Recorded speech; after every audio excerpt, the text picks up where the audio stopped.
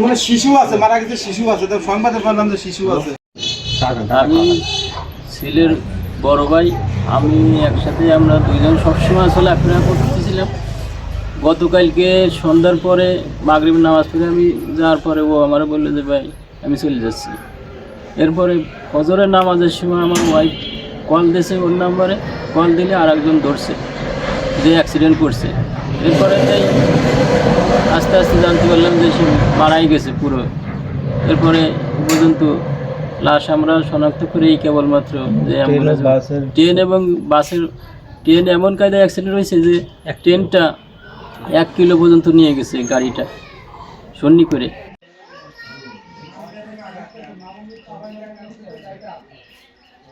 এই ফতিয়া ছেলেটা বিয়া করছে লোকে নোয়াখালী। কালকে ঈদের নামাজ পড়ে ছেলে শ্বশুরবাড়ি যাবে। রাত 9টায় মাগুরা থেকে টিকিট কেটে মামুন পরিমাণে উঠতেছিল। হঠাৎ করে এই ভোরবেলা শুনতে পারি যে সড়ক দুর্ঘটনায় সে মারা গেছে। আমরা জানতে পারলাম, জানার পরে আমরা আসলাম, আসার পরে শুনতে পারলাম যে আসলে প্রকৃত সে মারা গেছে। একটা ছোট ভাই বিগত কয়েক বছর আগেই বড় এই সড়ক দুর্ঘটনায় ঢাকা থেকে মারা গেছে। এদের আসলে ফ্যামিলিটা খুব সচ্ছল অবস্থা, আসলে একটা নিরীহ ফ্যামিলি।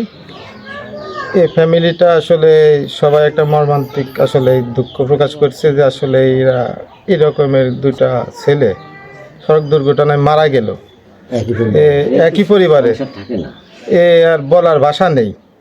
বিষয় লাশটা ওইখান থেকে মানে রওনা করছে, হয়তো রাত 10টার দিকে আসবে, হয়তো মাটি হবে না, ওই আগামীকাল সকাল 10টার দিকে হয়তো তার জানাজা অনুষ্ঠিত হবে।